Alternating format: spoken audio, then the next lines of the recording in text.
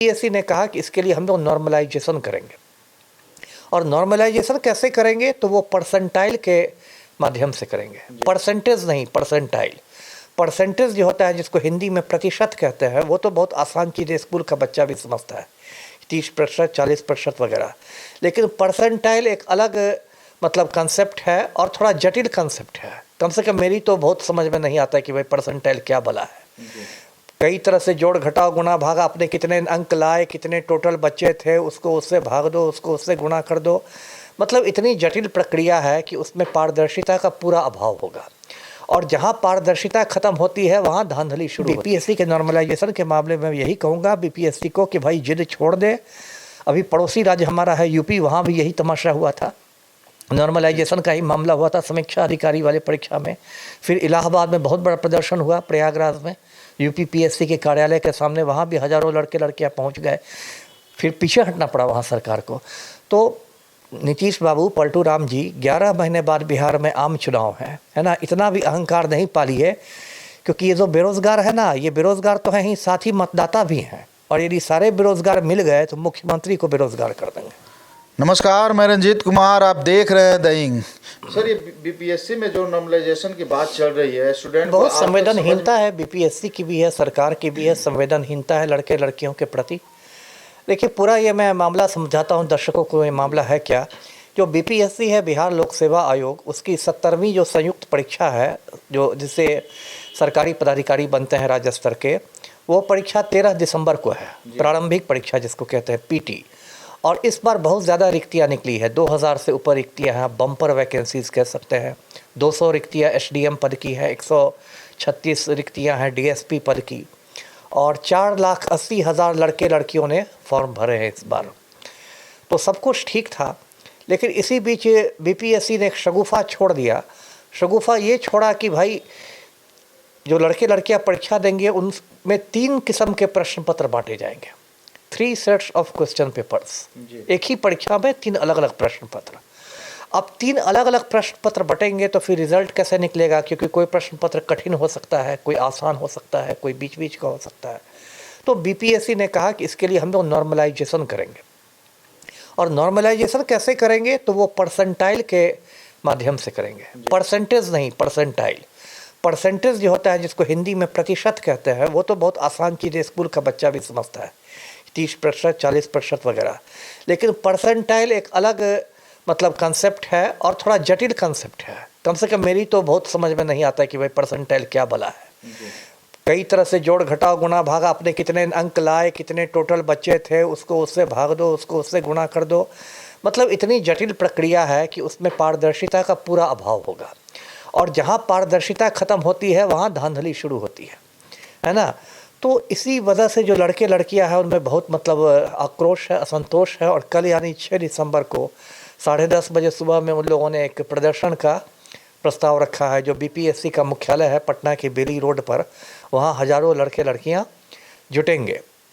अब देखिए, क्या बिहार का दुर्भाग्य है कि यहाँ चाहे सिपाही अभ्यर्थी की परीक्षा हो, सिपाहियों की परीक्षा हो या बीपीएससी की हो, सारे लड़के लड़कियां सड़कों पर ही रहते हैं। अभी जैसे आपने बताया कि अभी NCLEWS वाला मुद्दा हुआ था, उसमें हज़ारों लड़के लड़कियां गर्दनी बाग में थे, खुले आसमान के नीचे, ठंड में, भूखे प्यासे। अब वो खाली हुआ धरना स्थल, तो अब यहाँ पर लोग आ गए। तो लड़के लड़कियां पढ़ेंगे कब? इनको तो सरकार पूरे समय सड़कों पर ही रखती है। और देखिए, ये परसेंटाइल में मैं ये कहना चाहता हूँ बीपीएससी से भी कि जो यूपीएससी है, संघ लोक सेवा आयोग, वो तो आपसे कहीं ज़्यादा बड़ी परीक्षा लेती है। यूपीएससी की परीक्षा तो अखिल भारतीय परीक्षा होती है, वो तो कश्मीर से कन्याकुमारी तक की परीक्षा होती है। आपसे कहीं ज़्यादा परीक्षा केंद्र उसके होते हैं।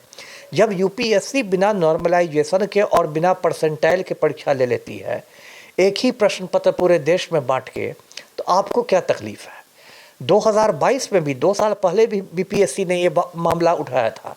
उस समय भी हंगामा हुआ था और बीपीएससी को फिर पैर वापस खींचने पड़े थे, और फिर वही बात हो गई है। अब इससे क्या होगा? देखिए, लड़के लड़कियों में इतना असंतोष है। अब कल हज़ारों लड़के लड़कियां जुटेंगे, फिर वही खेल शुरू होगा, वही पुलिस वाले आएंगे, वही लाठी चार्ज, वही आंसू गैस, वही लपड़ थप्पड़, किसी को चोट आएगी, किसी को कुछ होगा। ये क्या तमाशा बना रखा है? मतलब मेरी समझ में नहीं आते, संवेदनहीनता क्यों हो रही है? जी सर, सबसे बड़ा सवाल है, हमने रिपोर्टिंग किया था कुछ दिन पहले गर्दनी बाग में जो छात्र छात्राएं आए थे, तो सबसे बड़ा सवाल उठता है कि बच्चे को चोट आती है, पुलिस वाले बचते हैं, बच्चे की तरफ से भी नारेबाजी होता है, पत्थरबाजी होता है, पुलिस वाले भी डंडा चलाते हैं, लेकिन चोट लगता है दोनों तरफ से। तो बच्चे यदि किसी तरह से अपंग हो जाते हैं तो हमारे जो बिहार के मुख्यमंत्री हैं क्यों ऐसा शांत बैठे हुए हैं, क्यों नहीं एक्शन लेते हैं? उन्हीं के हाथ में गृह विभाग, उन्हीं के हाथ में क्यों नहीं लेते हैं? मुख्यमंत्री के हाथ में तो सारे विभाग हैं, शिक्षा विभाग भी उन्हीं के अधीन है। देखिए मैं क्या कहूँ, मुख्यमंत्री की प्राथमिकता देख ही रहे हैं दर्शक, वे माफिया डॉन अनंत सिंह के आज्ञाकारी चपरासी बन गए हैं और मुख्यमंत्री की बस यही प्राथमिकता है कि किसी तरह जोड़ तोड़ करके कुर्सी से चिपके रहो। और ये कितनी बड़ी विडम्बना है कि खुद जो मुख्यमंत्री हैं पलटू राम, वो खुद छात्र आंदोलन की उपज हैं, है ना। 1974 में, आज से 50 बरस पहले बिहार में बहुत बड़ा छात्र आंदोलन हुआ था। हम लोग उसमें बच्चे हुआ करते थे जेपी के नेतृत्व में। उसी समय से नीतीश कुमार ने राजनीति शुरू की, लालू ने भी उसी समय शुरू की थी। ये लोग सब उसी छात्र आंदोलन की उपज हैं। और आज 50 साल बाद आप जब मुख्यमंत्री की कुर्सी पर विराजमान हैं, तब आप सारे छात्र छात्राओं का दुख दर्द भूल गए हैं। ये कितने दुर्भाग्य की बात है। अब देखिए बीपीएससी को देखिए, बीपीएससी में इस बार सर्वर डाउन हो गया फॉर्म भरते समय और लगभग 90,000 लड़के लड़कियों का फॉर्म भरना छूट गया। ये कितनी बड़ी गलत बात है। उससे बहुत सारे लड़के लड़कियां होंगे जिनका ये आखिरी मौका होगा, है ना। सब वंचित हो गए। ये तो उनकी कोई गलती नहीं थी। अगर सर्वर डाउन हुआ है तो ये बीपीएससी की गलती है, तब आपको 4 दिन और बढ़ा देना चाहिए था फॉर्म का।